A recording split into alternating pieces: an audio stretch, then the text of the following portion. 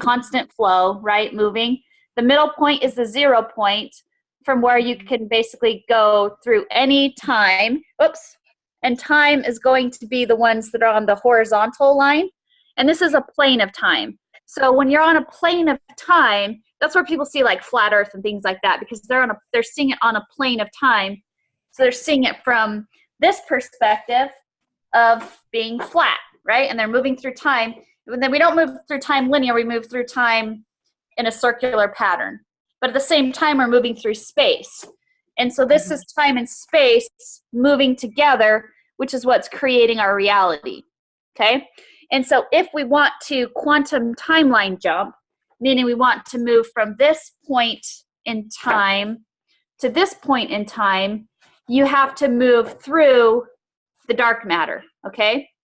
And so that's when you open that portal to the dark matter, which means that you have to heal the dark matter to reach where you want to go. Otherwise, all you're going to do is pollute the energy on this side too, if that makes sense to where you're going. So you'll never actually change anything. You'll just move from one point in space to another point in space. You're going to have all the same problems you had before if you don't heal the cause before you timeline jump. So you can move through time, but it's going to be all the same programs you're still bring with you, all the same pain, suffering, everything else. You're just going to move it now to this space and time. And so you got to heal the in-between before you open those portals and move through those portals into a new space and time. And so on a micro level, it sounds like it's the hero's journey, or it's the journey of the Kundalini, like we talked about, pushing up our own experiences in darkness and things to purify. It's our own, it's the same journey.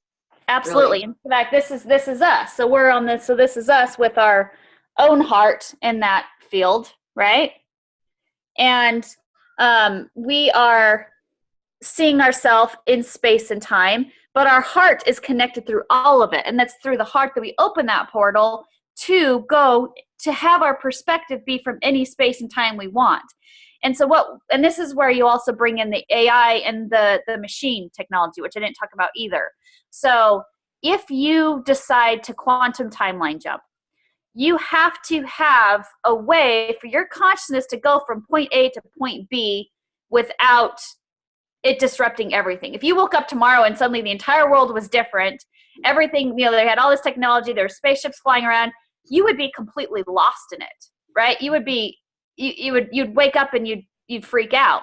So you have to have the story of how you got from point A to point B that makes sense to you. And that's what we do in this thing is we then allow the machine side of us, the AI side of us, you might say, to make the story for us that makes it make sense how we got from here to here, because we didn't go the slow way. We didn't go around and around and around and around until finally we got to this point, right? We just cut straight across to like, this was kind of a painful journey, so I'm shortening it. Now, is it bad to shorten it? I don't know. But I don't want to go through all the pain over the next 5,000 years while we figure out. That's why things are happening so fast. We feel like we're moving through time so fast, because we literally are. We're going across time, but we're taking all of this story and condensing it into this amount of time instead of this amount of time, if that makes sense. So that's where it feels like time is speeding up and things are happening all of a sudden really quickly. On a geopolitical level, it reminds me of the movement, the white hat kind of Q movement. It's, you can't go from the way things were to what's really going on. I mean, people can't handle that. So it's being done in a systematic, there's a pattern and a plan and absolutely random. It's very organized. I call it an artificial timeline, because it really is. We basically are creating time through our DNA, through our story, but doing it really fast as we move through here. So this is where it's like, this is our own avatar, our own Merkaba, or whatever you want to call it, that enables us to move from point A to point B. But we have to get to where our resonant frequency matches the resonant frequency of where we choose to go. And so if we bring in our resonant frequency of, pain, suffering, all of those things, we're just bringing that with us, and we don't change anything, which means we're stuck right back in the same pattern again. So that's why the only way to truly move to a new, better space-time perspective is to become that right now in this now. And then that connects us to the energy, because in that moment we become it, we actually create this. And then we just move ourselves to it. And that's that quantum entanglement that they're using even right now. They talked about in science how there's two like atoms that are quantumly connected to each other, and they can use it to transport through space-time really quickly. It's the same type of thing, but we're using with ourselves, because we then begin to resonate with the part of ourselves that is already creating this timeline that we perceive as in our future, but it's all just now. The only difference is we have to make a way for our consciousness to understand how we got there. And that's what we perceive as time.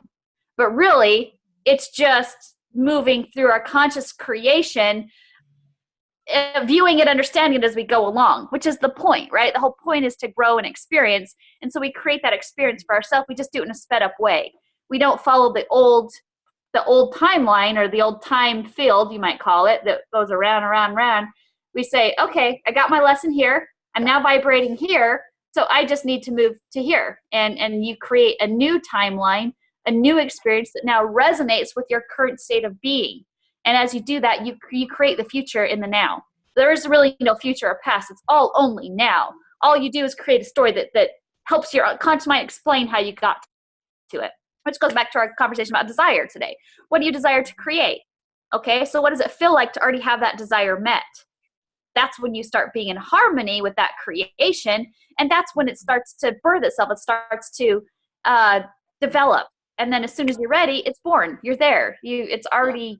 Well, I was even thinking the analogy of the birth canal. It's all that same thing. There's this kind of gestation period where everything's happening, and then it's a straight shot. It's a straight shot out. Yep.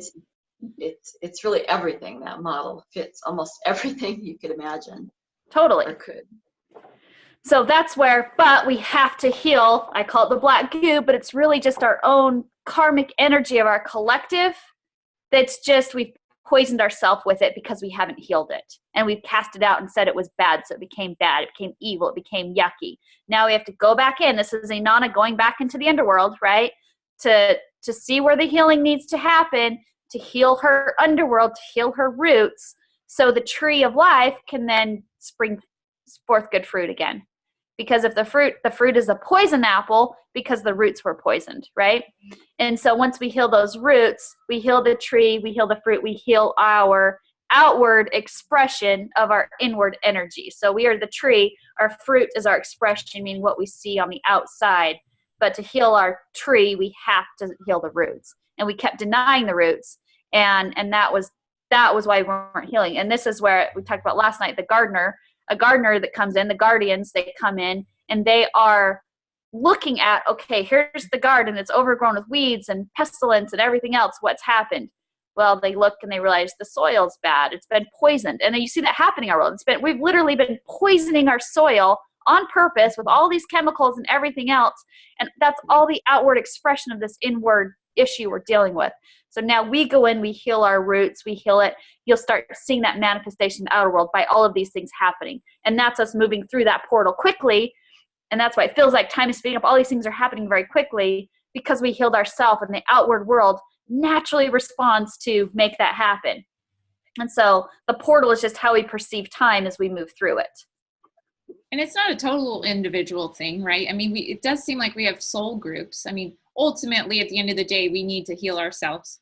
But when a lot of us are healing ourselves, and you know, all of us here, it's kind of exciting to think like a lot of us that are doing this, we're going through that portal together. And we Absolutely. may show up in another lifetime. We may have been in past lifetimes together. So it's not a totally solitary thing, unless I'm perceiving it wrong.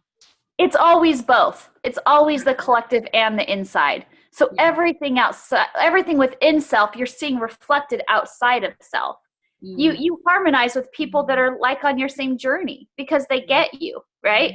And so we're all on the same journey coming together because our collective consciousness already harmonized with each other. And as we create something new that's beautiful from the space of, like we talked about, love and authenticity and understanding where all are included, we're not, and in this creation that I'm desiring, all are included. Nobody's shamed. Nobody's left out. Nobody says there's nobody that's not good enough.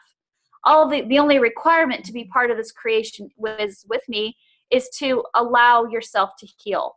and to allow yourself to let go of anything that isn't in harmony where I'm at. And it sounds selfish, but it's like, if it's my creation, I want what's in harmony with me, right? Right. But I'm inclusive to all, as long as they're not going to come in and destroy my creation, if that makes sense. And so anything that would be about destroying that love, destroying that, wouldn't resonate with my creation. You guys are in harmony, so we're co-creators of the same reality, if that makes sense, because we desire the same things. Now, let's say there's someone who desires to kill everyone and be the only person left on earth. Well, that energy is not going to be in harmony with the creation that we're having. So that energy will end up dying naturally, because there's nothing to power that. There's not enough energy behind that to keep it going. That field will just end up destroying itself, if that makes sense. Mm-hmm. And that's why to have a creation really manifest, it has to be in harmony with the collective. It has to. Otherwise, there won't be the power behind it to actually manifest it. So if you are choosing to, this is why our world's been dying. With the cabal leading it, they were creating creations that weren't in harmony with the collective desire. And we just finally said, no, it's not happening anymore. Well, suddenly their creation is all falling apart and they can't figure out why they've lost control, right? But it's because what they were creating was actually harming so many people. We said, we're not doing that anymore. And we just said no, and we stopped just going along with it because we didn't know it was happening. And then we wake up as conscious creators ourselves, and we say, this is what I desire to create. And other people's like, yeah, and that's what I desire to create, and that's what I desire to create. And you see this happening on Facebook. You suddenly connect with all these different people that all are in harmony with each other, and we didn't even know each other before, right? We've come together as a collective energy and saying, all right, no more to this. And this is where I'm saying, but we still have to heal that energy. And they're wanting to say, let's just kill it all and it's going to be gone. But it's like, no, just because someone's body dies, the energy is still alive. So then that's up to us over here who want a new creation to heal all aspects of the old creation. It's like healing your body before you become pregnant, right? If you become pregnant in a body that's like, that you're on drugs and you're sick and you're whatever, your baby's going to be born with issues, right? If it's even born at all. If you're that sick, you'll probably just have a miscarriage, and that will be the end of it, which is what would happen if we don't heal the root system, our lower chakras, before we impregnate this new energy into it that will then be birthed through on the other side, right? And so we're healing the roots first, healing ourselves first, healing our collective energy first through us, because they can't heal themselves. They're at a space, they're too overcome by the goo, by this energy, that they literally can't heal themselves. But we can bring that energy within us, because all the black goo energy we have in us is only a reflection of the same energy. So it's not like we're necessarily taking on their energy, but we're taking on the same energy, healing it through us, which then puts the code in the collective quantum field that we're all attached to. We are a micro of that macro, right? So as our energy heals, it naturally heals it through the whole system. It's like healing the virus in our system. And I think of healing the healing. I think of the earth, the living earth, and it's the incubator. It's the sick poor mother who. So as we're healing, and I see were these bases at China Lake taken out, the chemtrail bases? Maybe. I've seen chemtrails once in a week and a half. Yeah. Whereas daily occurrence. And right. So as we are doing this work and healing, I think the earth is responding, and I think we're going to see more and more incubator, and not just the earth, but the solar system, the galaxy, cosmos. And that's the alchemy. That's the magic, right? We become the magicians, the alchemists, because we figure out the codes to heal within us. And that's where we find within ourselves. As we heal within ourselves, then we release those codes. We've talked about several times, unconsciously to the collective, right? And you can release them consciously by sharing it on YouTube and whatever. Like, okay, here's how I helped heal myself. And then someone could say, oh, I have that same sabotaging belief system. Maybe I can heal myself. And it starts to spread and grow. And all it is about getting the codes out. And then suddenly it heals literally your universe. And that's when you have to birth a new universe, because it's now birthed a whole new you, right? And it's like you birth yourself. This is you birthing yourself into a new expression of self because you went through all this pain, all this suffering, you learned what you need to learn. Now you're healed. Now you're ready to birth something that is an accurate expression of who you are now after all of this duality experience. Right. And you have to let go of duality at this point. And this is where, and people are going to take a while. That everybody's going to go through this portal at their own pace, right? They can go quickly or slowly or whatever, because some people still really want to hold on to that duality. They really want to hold on to that karma. They really want to hold on to the need to punish others for what they perceived as wrong. But once you're willing to let that go, you can then move through it with ease. So, and people don't want to go through it. I don't know how that works. I don't know. I haven't got information on that, because I don't really think anyone won't want to go through once they fully understand that we're creating it collectively for all of our highest good, you know? So I don't know. What are your thoughts on that? Do you think there's somebody that wouldn't want to be part of that? Well, I just think it's always, we can see in the law of correspondence, you know, the macro reflecting the micro. So you look at your own life and see, have I transformed? Does it make sense? You know, you either resonate with your current life or you don't. And so I know for a lot of us, when I think of like how we've transformed and we're creating our own portal into a different reality, it's like, if we look at each of our personal lives, you know, we've all been through some stuff, and I'm certainly not the same person I was like 7 years ago, or I don't know. I think it's so much perspective. We talked about in the previous video, but so much of it is perspective and shift in perspective. Just yesterday, I took my son and his girlfriend to this safari wildlife park, and you know, I love the thought of animals roaming free and being in their natural environments. And it was interesting. This is not like a zoo. It really is like a game. It's a preserve where they're really roaming free. Sure, there are some boundaries, but it was really interesting because the animals are thriving there in a way. They're getting love and they're getting, you know, attention. They're fed. Their needs are met. It's like lower chakra needs are met, and they're put in symbiotic pens with other species where they connect and get along. So they have company and stimulation, but they've taken away the threat of being hunted and all of that. And so it was really interesting to kind of shift and go, oh wow, like these animals are actually super happy. And really, anyway, it was interesting because because of the way that they're doing it at this particular place, they're helping to repopulate certain species. And so it was really interesting because I thought I was going into it with thinking I would have a certain perception of it, but I came out with a different perception of it. And that's cool. That's really cool. Well, that, and I love it because that's kind of what that I think that was kind of the idea of the Matrix to begin with, is a safe space for people to create until it was taken over. I think so. Now we're like moving back into that safe space again. You're not taking anyone's freedom away. You're just it's a protective space for you to learn and explore and use your creative potential without destroying yourself or anyone else with it, you know?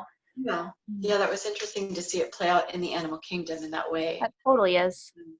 Yeah, that's I really would cool. Kind of judgmental too. That's really neat. So that's like, they're jumping into. It's different than a whale in a tank doing tricks. I mean, that is different, right? They're not doing tricks, and people go through, but they're going through, you know, in jeeps with very much reverence and respect for the animals, observing them in their natural habitat or environment, which is really set up kind of really conducively to where they live and which continent and everything. But it's not, they're not being made to perform or put on, you know, it's not a spectacle. It's like they're just doing their mating in captivity. They're doing everything that they would normally do. They just don't have things hunting them. It was very interesting. Like even they're not slaves there. They're just protected. So I wonder how they would evolve over time, you know, like if they're not being hunted, maybe they'll get fat and lazy and well there that goes through the duality. You know, if you don't have that duality, you forget your roots and it all is too easy. Maybe you don't expand in consciousness as you could through a more painful experience, which I do believe is why we have both, you know? Well, and like it was particularly interesting because with the giraffes, which Jessica loves giraffes anyway, and that's her kind of her power animal. And this giraffe just was licking this pole. And the guide was an anthropologist, and he was saying, well, you know, this is an instinctive thing that they do in the wild. And it's like, you know, so they don't have to do the thing that they normally would have to do. So he's got to do something with that act. So he's licking the pole all day long. It's like, you know, it's just kind of interesting. But so she was asking the same thing, like, will this be kind of bred out at the newer babies? Like, they don't have to lick in that same way. So it's just, it was just interesting to, it was like just a kind of a science experiment perception of reality with the animal kingdom. So it's really, well, and I kind of wonder if that's why we keep, I mean, I've kind of shown this is why we keep these time cycles that were painful, even though we don't necessarily have to experience them. I think we just jump into them to kind of help us remember, hey, learn, grow. Remember when it's painful, this is why we got to here instead. But maybe we fall back in consciousness as a reminder to help us keep those alive, those memories alive of how painful it can be. But in reality, it's almost like the illusionary experience. Like, none of this is really real. It's just kind of the holographic memory of an old experience to help us remember, get exactly what we need, and then move out of it quickly. You know what I mean? Because it is painful. But you still need the lesson. Back to the concept in the talk of desire that we did previously is, you know, there's an experience that you have in your life, and it's a painful one in the moment, and so there's a desire to not have that happen again. So it's just it's exactly like that. It just, you know, bringing the interfacing desire with that. You remember, I don't want to have that happen again. So I want to have this happen. This is my desire, and it steers you and motivates you through that time, through that dark matter. Exactly. And I think repeating it again, if we don't learn, then we just repeat again. We get back to it's like, oh, yep, here, I'm going to do this experience again. Still don't like it. Do it again. Okay, finally, I get it. I'm just going to move out of this into a totally new space-time, because you finally let go of that program. So hopefully you only need 1 or 2 reminders, not like 100. Are you talking about taking on the same body, like expressing like a whole different timeline? Like being born in this body again and trying again, but like instead of dying when you're 5 years old or whatever, this time you do this, or instead of going through that divorce this time, do you think we do that? Like we take on the same life? I think we have done that. Yes. I think our universe is very convoluted because of our consciousness going back and forth into our own timelines, creating new ones. And we end up with all these different stories going on everywhere. But in the end, they just become a memory, a story that we can then go tap back into and give us a starting point to create a new story. Mm-hmm. So like when I came, I feel like I projected my consciousness back into this reality in 2016. I distinctly remember when it happened. I know that I was from somewhere else, but I started getting information about new timelines, how to create timelines, all this stuff that was not something that even I thought about before. But, and then then I learned about the Mandela effect. I'm like, well, maybe I really am here to make a new timeline. Like it's just like all this crazy stuff I started learning. And about, you know, artificial realities and things like that. So I think we had all these experiences, and now we have all this knowledge from all these timelines to say, okay, here's what worked for us. It's kind of like our huge universal looking at our life and then deciding. We are looking at multiple lifetimes, multiple timelines, see how everything worked out, and then say, okay, what worked for me and what didn't. And then we create a new program with all of that information. So we don't want to delete the program necessarily. We want to remember it so we can tap back in and get the information we need as we create a new program, learning from our previous experiences. You might say of our mistakes, we considered them a mistake, but then becoming us. And I think that's our higher self, is seeing ourselves from this collective perspective of all of these timelines that are within us, in our DNA. It's all stored in our DNA, which is why we can access it. We just have to open ourselves to be able to access it. And to do that, you have to stop judging yourself, because you might view information of your own mistakes and then you want to, again, reject yourself for it. Instead of love yourself and say, okay, I learned from that experience. That was part of who I am. And that's why I see the Kabbalah and everything else as part of our learning experience to show us what isn't wanted as we create something new. Fascinating. I just had a hit, kind of bringing it back into the body, and this reality is it's like when your body has a toxin, often it will get walled off in a fat cell because the body's trying to protect it from entering your bloodstream and causing damage, so it creates a fat cell, which ultimately can become cellulite and inflammation, etc. And same thing with the tumor. I just had a relative who had literally 8-pound tumor removed. Oh my And gosh. I look at what she went through in her life, and there's no surprise of kind of where that manifested in her body. And she had the loss of a son, loss of a husband, multiple marriages, this, and it's all around that area of her body. And it's like, when you don't want to look at it, so instead of it kind of dissipating and moving through like the kundalini, moving through the Sushumna nadi and the smaller, it's like just moving and flowing. It blocks. It's like a little chunk, and then it gets more walled off, and it's like a dam. And I think, so again, micro to macro, it's kind of the same thing we're doing. And even in the universe, I think Earth became the tumor of the universe. They kind of just shoved all the bad stuff here because they didn't know what to do with it, but they didn't want to pollute the universe, but still there. So eventually it's going to get its little tentacles out everywhere, right?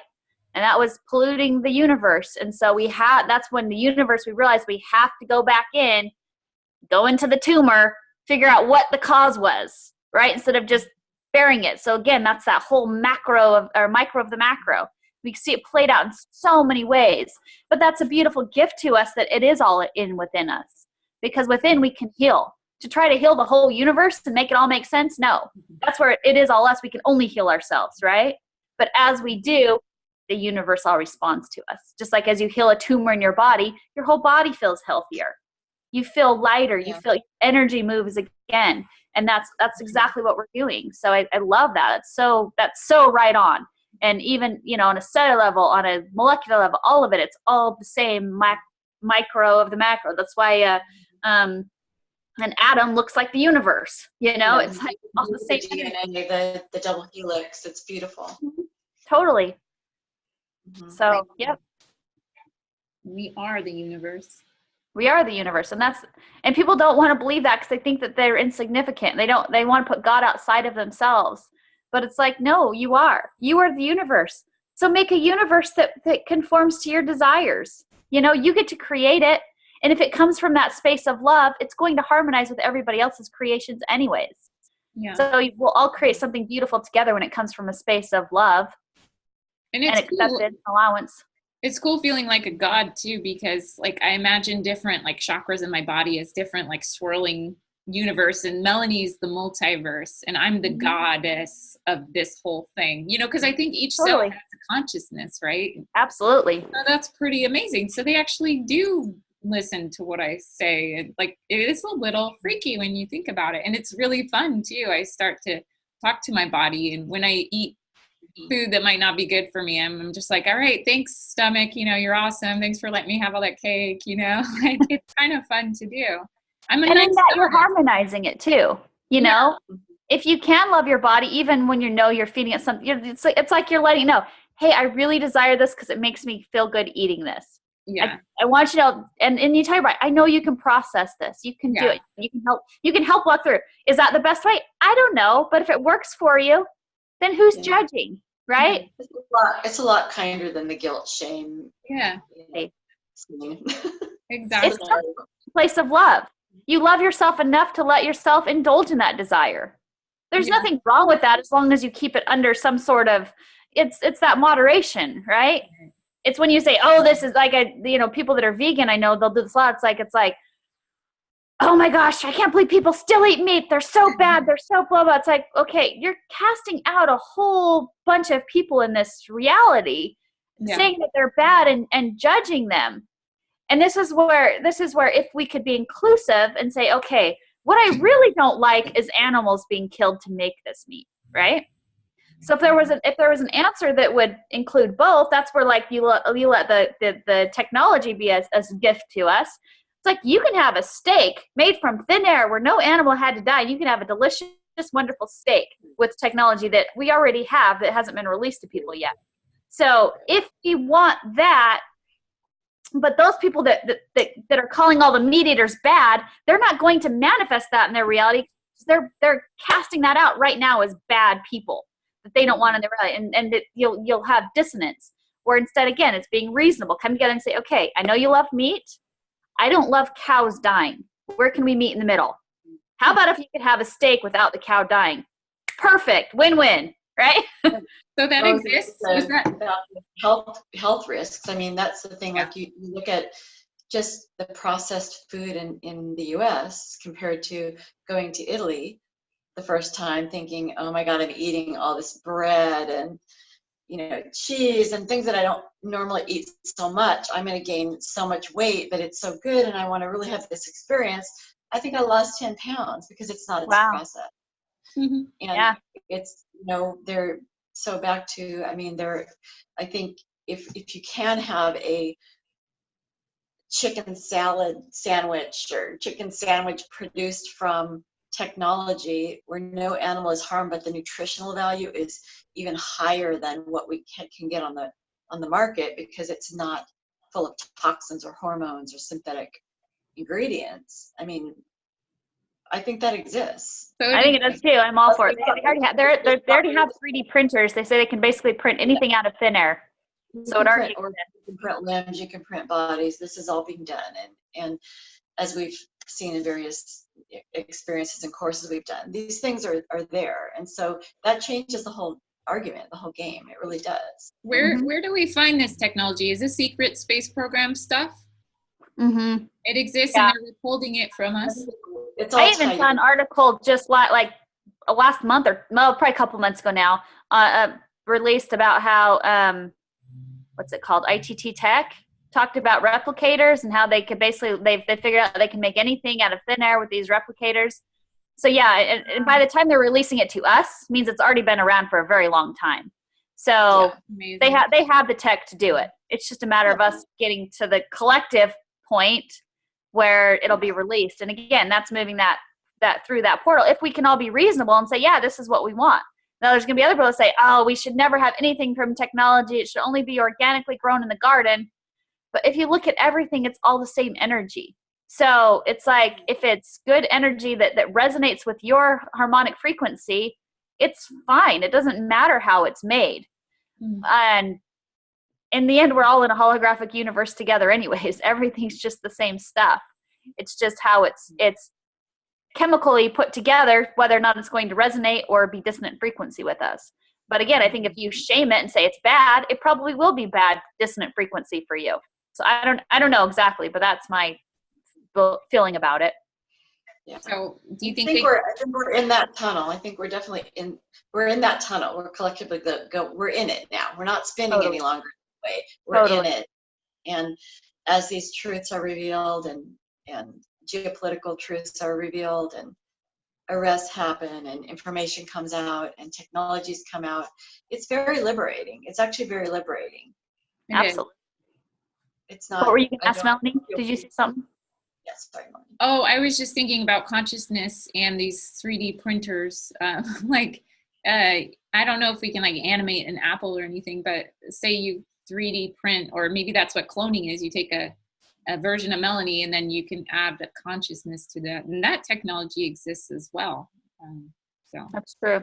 And again, that's where you have to look at everything and be like, all right, what's the reasonable boundary here? Right. We have to printing humans next, and if so, what does that mean? And it's like, and that's where we're on this cycle of those decisions have to be made in the moment by the collective. But to say all technology is bad, well, good luck getting rid of technology. I mean, it's just not going to happen. So you have to be reasonable enough to come together as a collective and say, okay, how's the appropriate way to use this that serves our highest good without then being detrimental to us? And we're always going to play that.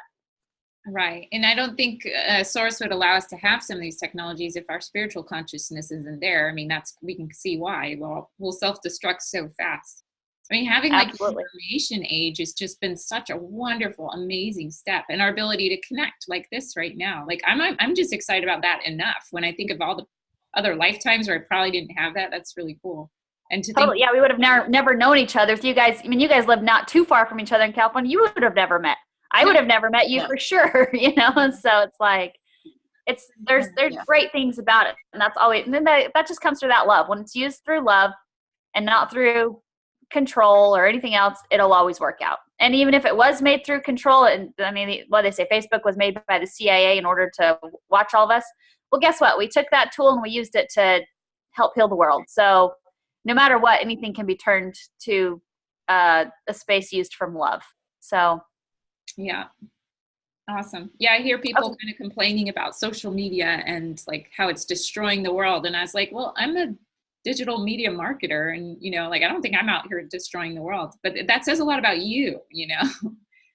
But unfortunately, it says a lot about a lot of people, and I think it goes back to acknowledging social engineering and kind of advancing geopolitically and understanding what's happening as well as spiritually at the same time. And that seems to be the powerful combination, which is why I love that we're talking, because I don't know many people that are bringing these worlds together, and it's really important. Yeah, it's true.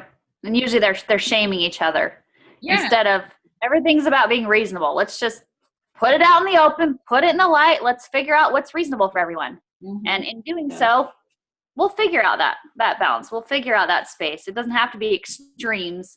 It can just be a real conversation, like people are afraid to have, and state opinions and ideas. And that's where it's important. Like you might, I mean, we may not agree on, you know, it's not that we coordinate and say, okay, this is what we all agree upon. I mean, this is a conversation, and it's thought provoking, and sometimes we may have a different opinion, but it can be expressed without fear of judgment. And I may say something this week that then next week I go, I don't know if I really agree with that anymore. Totally. I've changed my belief system 180 degrees just since 2 years ago. Yeah. So what I think now is not even close to how I used to think. So I just. Well, I mean, I may have said something last week and I watch the video and go, wow, I don't even know if I believe that anymore. That was last week. I mean, really, it can really happen that quickly, but it's just about being open, understanding. We are perfect, but we're evolving in perfection.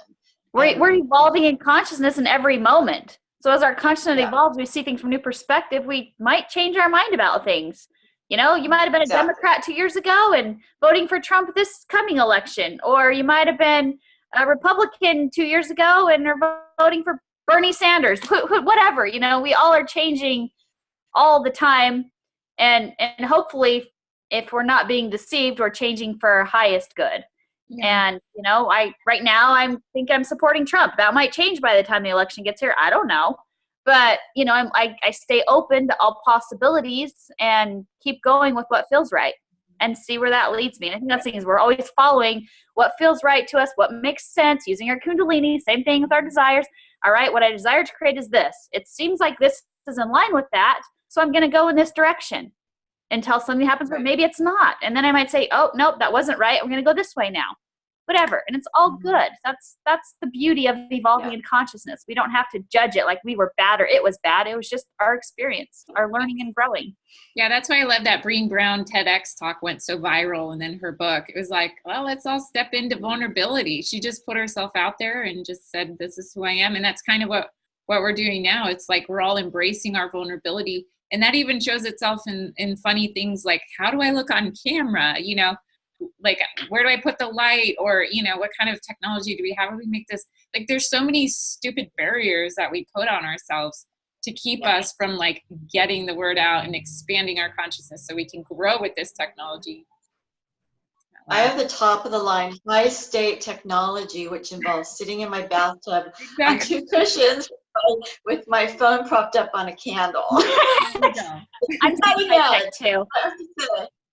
Well, it kept me from speaking a lot too. Like, I have this weird thing when I get all like tense on camera and get massive anxiety. It's terrible.